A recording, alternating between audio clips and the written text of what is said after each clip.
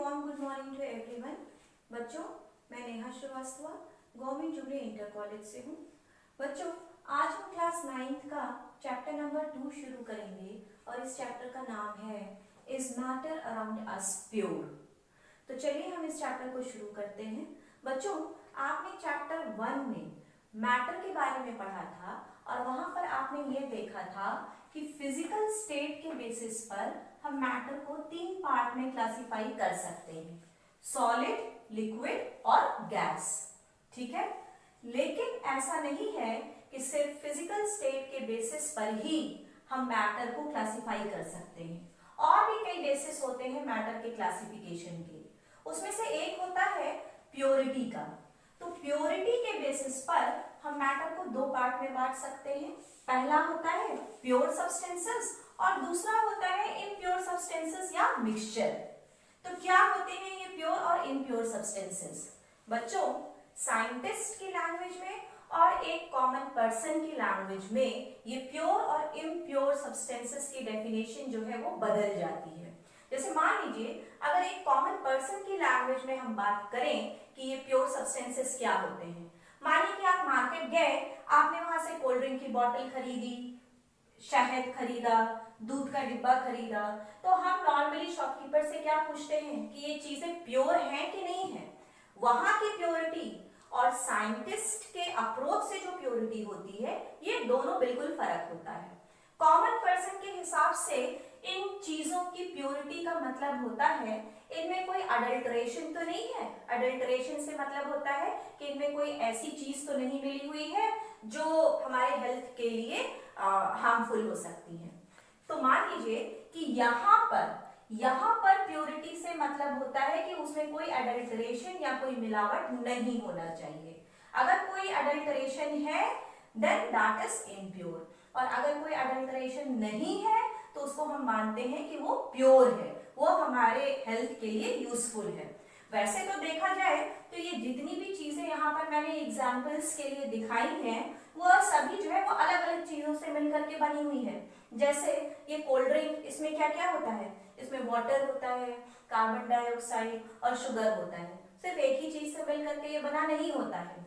ये भी देखिए, ये भी कई चीजों का मिक्सचर होता है। हनी में कई तरह के कार्बोहाइड्रेट्स होते हैं, पानी होता है, और ये जो मिल्क है इसमें प्रोटीन, फैट और वाटर और भी कई सारी चीजें प्रेजेंट होती हैं। तो ये जो चीजें हैं ये मिक्सचर्स होते हैं, कई चीजों से मिलकर के बने होते हैं। तो हमारी लैंग्वेज में, कॉमन पर्सन की लैंग्वेज में जो प्योर सब्सटेंस होते हैं वो अलग हो जाते हैं, और साइंटिस्ट की लैंग्वेज में प्योर सब्सटेंस की मीनिंग जो है वो अलग हो जाती है। तो according to common person, what is pure substance? According to common substance, pure substance is that substance which contains no adulteration. उसमें कोई भी मिलावट नहीं होती है। अब आइए हम देखते हैं कि साइंटिस्ट की लैंग्वेज में प्योर सब्सटेंस क्या होते हैं। बच्चों, साइंटिस्ट की लैंग्वेज में हमने मैटर को 2 पार्ट में बांट दिया था, प्योर सब्सटेंस और इम्प्योर सब्सटेंस में। अब आप देखिए कि ये प्योर और इम्प्योर से यहाँ पर मीनिंग क्या है। यहाँ पर हमने 3 डायग्राम्स को यूज किया है।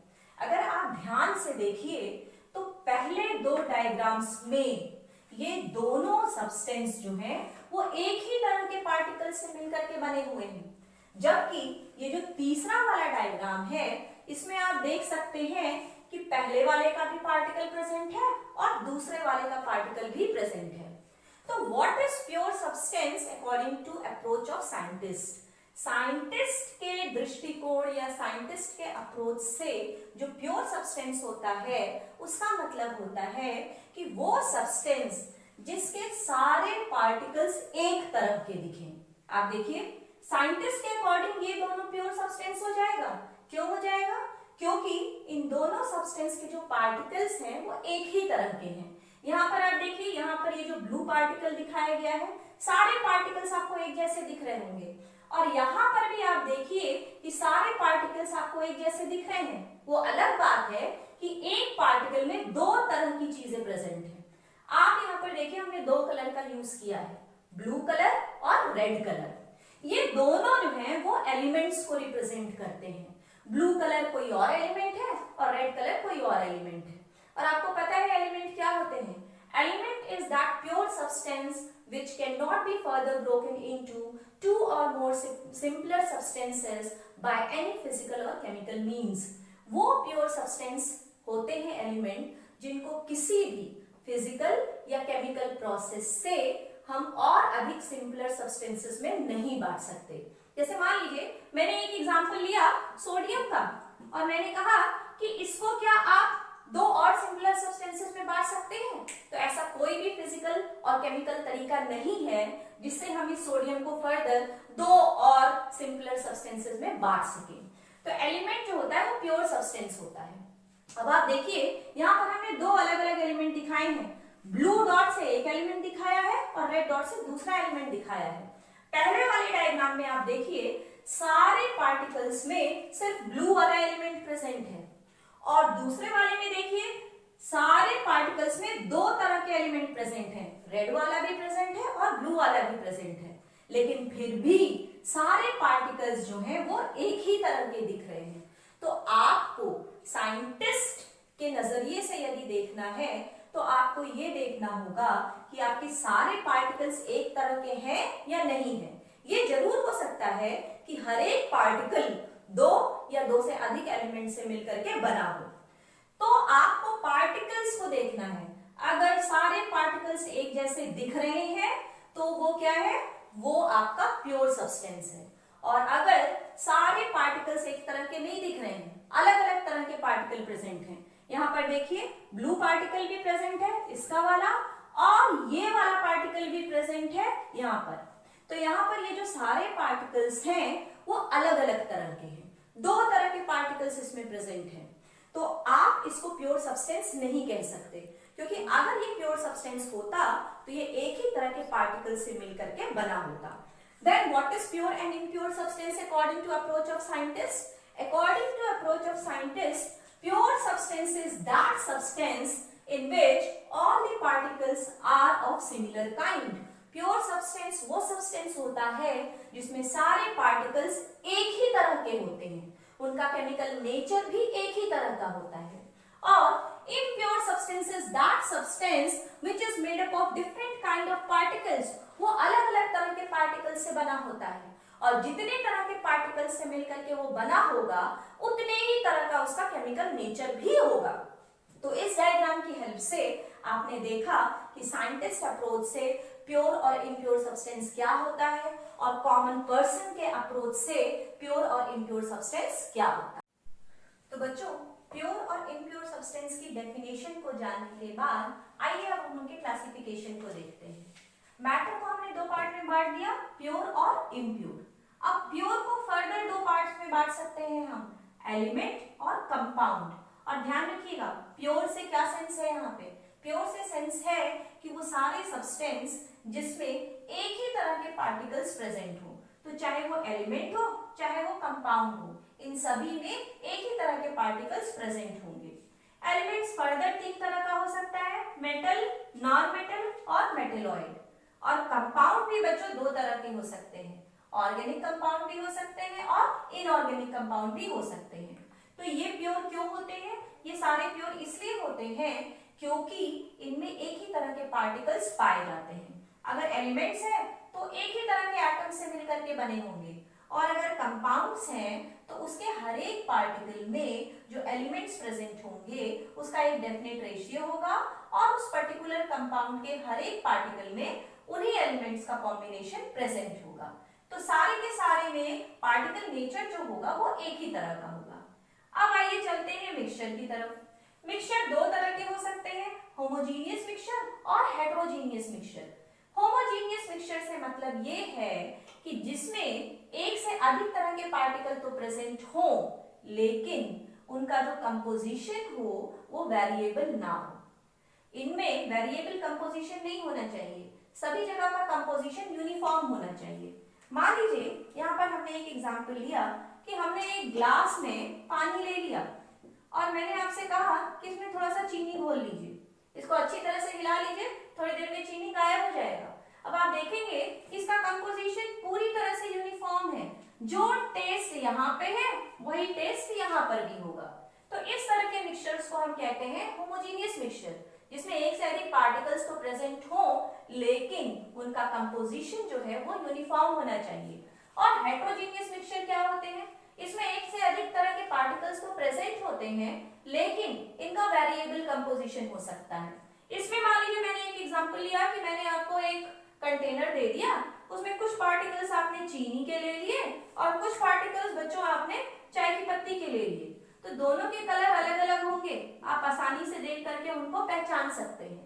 तो यहाँ पे क्या हुआ, यहाँ पर इनका वेरिएबल कंपोजिशन है, कहीं चीनी के पार्टिकल्स अधिक होंगे, कहीं पत्ती के पार्टिकल्स अधिक होंगे। तो इस तरह के मिक्सचर को हेट्रोजीनियस मिक्सचर कहते हैं, जिसमें यूनिफॉर्म कंपोजिशन नहीं होता बल्कि पार्टिकल्स का वेरिएबल कंपोजिशन प्रेजेंट होता है। आइए अब यहाँ से प्योर और इम्प्योर सब्सटेंसेस में डिफरेंस को स्टडी करते हैं। इसके लिए हमने प्योर सब्सटेंस के एक कंपाउंड को ले लिया है और इम्प्योर सब्सटेंस में एक मिक्सचर को ले लिया है। जो एग्जांपल हमने लिया है वो है आयरन सल्फाइड नाम का एक कंपाउंड। ये प्योर सब्सटेंस को रिप्रेजेंट कर रहा है और इम्प्योर सब्सटेंस में हमने आयरन और सल्फर के पार्टिकल्स को लेकर के एक कंटेनर में मिक्स कर दिया है। इनके बीच में कोई केमिकल कॉम्बिनेशन नहीं हुआ है, कोई केमिकल रिएक्शन नहीं हुआ है। तो आइए एक एक करके इसको स्टडी करते हैं। पहला है सेम काइंड ऑफ पार्टिकल। आप इस कंटेनर में देखिए सभी पार्टिकल्स FeS टाइप के हैं, कोई दूसरे तरह का पार्टिकल इसमें प्रेजेंट नहीं है, जबकि इसमें अलग अलग तरह के पार्टिकल्स प्रेजेंट हैं। जो रेड पार्टिकल है वो सल्फर को रिप्रेजेंट कर रहे हैं और जो ब्लैक पार्टिकल है वो आयरन को रिप्रेजेंट कर रहे हैं। तो आप देखिए कहीं पर रेड पार्टिकल आपको दिख रहे हैं, कहीं पर ब्लैक पार्टिकल आपको दिख रहे हैं, मतलब कहीं पर आयरन के पार्टिकल हैं, कहीं पर सल्फर के पार्टिकल हैं। एक जैसे पार्टिकल नहीं है, दो तरह के पार्टिकल हैं। अब आइए अगले डिफरेंस पे। Components are present in definite proportion by mass. इसमें जो Fe और S है उसका जो रेशियो है वो फिक्स होता है और सभी पार्टिकल्स में वही रेशियो पाया जाएगा, जबकि ये किसी भी प्रोपोर्शन में प्रेजेंट हो सकते हैं। आप चाहिए तो थोड़ा अमाउंट सल्फर का लीजिए, ज्यादा अमाउंट आयरन का लीजिए, या इसको उल्टा कर दीजिए। मतलब इसमें आपको फिक्स रेशियो रखने की कोई जरूरत नहीं है। कितने भी पार्टिकल आयरन के हो सकते हैं और कितने भी पार्टिकल सल्फर के हो सकते हैं। नेक्स्ट पॉइंट देखिए, कंपोनेंट्स शो केमिकल कॉम्बिनेशन। यहाँ आयरन और सल्फर के बीच में केमिकल रिएक्शन हुआ है जिसके बाद FeS नाम का कंपाउंड बना है, जबकि यहाँ पे फिजिकल मिक्सिंग है, सिंपली पार्टिकल्स को लेकर के एक कंटेनर में मिक्स कर दिया गया है। अगला है constituents lose their identity in compounds, जबकि वहां पर वो अपनी आइडेंटिटी को मेंटेन कर रहे हैं। इसका क्या मतलब है बच्चों, यहाँ पर आयरन और सल्फर ने जब कंपाउंड बनाया आयरन सल्फाइड, तो आयरन सल्फाइड की प्रॉपर्टी आयरन और सल्फर से अलग हो गई। जैसे कि मान लीजिए आयरन की प्रॉपर्टी आपको पता है कि वो मैग्नेट की तरफ अट्रैक्ट होता है, लेकिन FeS मैग्नेट की तरफ अट्रैक्ट नहीं होगा। सल्फर की प्रॉपर्टी है कि वो CS2 नाम के सॉल्वेंट में डिसॉल्व हो जाता है, जबकि FeS उसमें डिसॉल्व नहीं होगा। तो क्या हुआ, आयरन और सल्फर ने अपनी प्रॉपर्टी को लूज कर दिया। आयरन ने मैग्नेट की तरफ अट्रैक्ट होने वाली प्रॉपर्टी को लूज कर दिया और सल्फर ने CS2 में डिसॉल्व होने वाली प्रॉपर्टी को लूज कर दिया, और अब इनकी प्रॉपर्टी कंप्लीटली डिफरेंट होंगी। जबकि यहाँ पर ये अपनी आइडेंटिटी मेंटेन करते हैं। यहाँ पर अगर आप मैग्नेट लेकर के जाइए तो आयरन के पार्टिकल सल्फर के पार्टिकल से अलग हो जाएंगे, वो मैग्नेट की तरफ अट्रैक्ट हो जाएंगे, और जो सल्फर बचेगा वो CS2 में डिसॉल्व हो जाएगा, कार्बन डाइसल्फाइड में डिसॉल्व हो जाएगा। अगला देखिए, component can not be separated by any physical means. यहाँ पर आप कोई भी फिजिकल प्रोसेस लगा लीजिए, आयरन सल्फाइड में प्रेजेंट आयरन और सल्फर इन दोनों को आप अलग नहीं कर सकते। जबकि यहाँ पर आपने देखा कि आप मैग्नेट लेकर के गए तो बड़ी ही आसानी से आयरन का पार्टिकल सल्फर के पार्टिकल से अलग हो गया। तो आप इम्प्योर सब्सटेंसेस को बड़ी ही आसानी से किसी भी फिजिकल प्रोसेस से अलग कर सकते हैं। ये हमेशा ही होमोजीनियस होते हैं। इनके दो फॉर्म हो सकते हैं प्योर सब्सटेंस के, एलिमेंट और कंपाउंड। हमेशा ही इनका कंपोजिशन जो होता है वो यूनिफॉर्म होता है, सारे पार्टिकल्स जो हैं वो एक ही तरह के होते हैं। जबकि ये होमोजीनियस भी हो सकते हैं और हेट्रोजीनियस भी हो सकते हैं। इनका कंपोजिशन जो है वो वेरिएबल भी हो सकता है और इनका कंपोजिशन यूनिफॉर्म भी हो सकता है। जैसे कि यहाँ पर देखिए, यहाँ पर इनका वेरिएबल कंपोजिशन दिखाया जा रहा है। कहीं पर आयरन के पार्टिकल अधिक हैं, कहीं पर सल्फर के पार्टिकल अधिक हैं। जबकि इससे पीछे इस एग्जाम्पल में जिसमें हमने पानी में चीनी को डिसॉल्व कर लिया था, ये होमोजीनियस मिक्सचर था। क्यों? क्योंकि यहाँ पर पानी और चीनी का जो कंपोजिशन था वो थ्रू आउट यूनिफॉर्म था। तो इस तरह से आपने इस चार्ट की हेल्प से प्योर और इम्प्योर सब्सटेंसेस में डिफरेंस सीखा। तो आइए बच्चों, अब हम लोग होमोजीनियस और हेट्रोजीनियस मिक्सचर से रिलेटेड एक एक्सपेरिमेंट करते हैं। इसके लिए हमने दो बीकर ले लिया, ए और बी, और दोनों बीकर में एक बराबर वाटर ले लिया, पानी ले लिया। पहले बीकर में आप 1 स्पून कॉपर सल्फेट डालिए और दूसरे बीकर में आप 2 स्पून कॉपर सल्फेट को डालिए और इसको अच्छी तरह से चला लीजिए। आपको क्या दिखेगा? आपको ये दिखेगा कि पहले बीकर में कॉपर सल्फेट का जो ब्लू कलर है और जो दूसरे बीकर में कॉपर सल्फेट का ब्लू कलर आया, उन दोनों की इंटेंसिटी में फर्क था।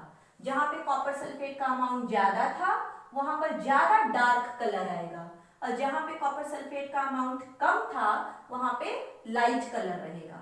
और कॉपर सल्फेट पानी में पूरी तरह से डिसॉल्व हो चुका होगा। तो यहाँ पे आपको क्या दिखा? यहाँ पे आपको लाइट ब्लू कलर दिखेगा और यहाँ पे कलर की इंटेंसिटी थोड़ी सी ज्यादा दिखेगी। तो इस एक्सपेरिमेंट से हमने क्या सीखा? यहाँ पर जो कंपोजिशन था वो पूरी तरह से यूनिफॉर्म था। थ्रू आउट जो कलर था वो, यहाँ पे जो लाइट कलर था वो थ्रू आउट सेम था, यहाँ पे जो कंपैरेटिवली डार्क कलर मिला वो भी थ्रू आउट सेम था। तो both are homogeneous as A and B both have uniform composition. इनकी जो एक पर्टिकुलर बीकर में कलर की इंटेंसिटी थी वो पूरे बीकर में उसी कलर का दिख रहा था। ऐसा नहीं था कि कहीं ज्यादा कहीं कम। हाँ, ये जरूर था कि एक बीकर का कलर दूसरे बीकर से अलग था। और यहाँ पर क्या हुआ? Intensity of colour is different, therefore two homogeneous mixtures made up of same components can have variable composition। इससे क्या मतलब हुआ बच्चों? यहाँ पर देखिए कि ये दोनों ही बीकर में वाटर की अमाउंट तो सेम थी।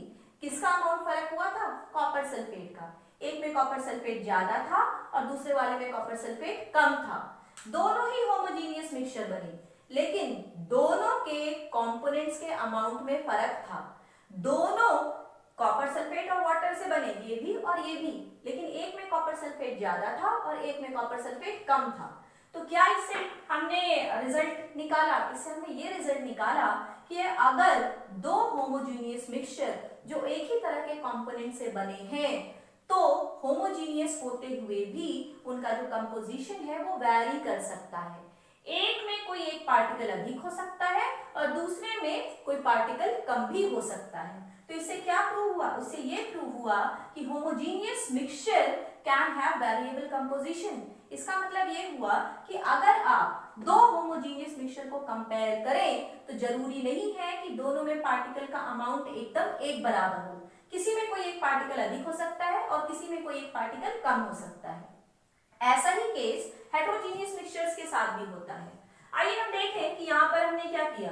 बच्चों, यहाँ पर एक प्लेट में आप थोड़ा सा कॉपर सल्फेट ले लीजिए और थोड़ा सा पोटेशियम परमैंगनेट के क्रिस्टल ले लीजिए। दोनों का अमाउंट आप लगभग बराबर ले लीजिए। और यहाँ पर आप कॉपर सल्फेट का अमाउंट ज्यादा ले लीजिए और पोटेशियम परमैंगनेट का अमाउंट पहले जितना ही लीजिए। तो क्या डिफरेंस हुआ? एक में कॉपर सल्फेट ज्यादा है और एक में कॉपर सल्फेट कम है। अब इनको भी आप अच्छे से मिला लीजिए तो आप क्या देखेंगे? यहाँ पर ये हेटेरोजीनियस मिक्सचर है। क्यों हेटेरोजीनियस मिक्सचर है? क्योंकि आपको दिखेगा कि कहीं पर पोटेशियम परमैंगनेट के क्रिस्टल हैं और कहीं पर कॉपर सल्फेट के क्रिस्टल हैं। तो ये इनका जो कंपोजिशन था वो यूनिफॉर्म नहीं था। नॉन यूनिफॉर्म कंपोजिशन होने की वजह से इन्होंने कौन सा मिक्सचर बनाया? हेटेरोजीनियस। लेकिन यहाँ पर भी अगर हम दो मिक्सचर को, दो हेटेरोजीनियस मिक्सचर को कंपेयर करें तो इनका कंपोजिशन भी वेरिएबल हो सकता है। कैसे हो सकता? आपने देखा कि दोनों ही मिक्सचर जो है वो हेटेरोजीनियस है क्योंकि इनका जो कंपोजिशन था वो नॉन यूनिफॉर्म था, लेकिन इनका जो रिलेटिव अमाउंट है वो चेंज हो सकता है। किसी जगह पर हमने कॉपर सल्फेट अधिक ले लिया, किसी जगह पे हमने कॉपर सल्फेट कम ले लिया। तो इस एक्सपेरिमेंट से बच्चों क्या प्रूव होता है? इससे ये प्रूव होता है कि चाहे होमोजीनियस मिक्सचर हो चाहे हेट्रोजीनियस मिक्सचर्स हो, आप उन मिक्सचर्स जिन पार्टिकल्स से बने हुए हैं उनके रिलेटिव अमाउंट को आप चेंज कर सकते हैं, उनका जो कंपोजिशन होता है वो वैरी कर सकता है।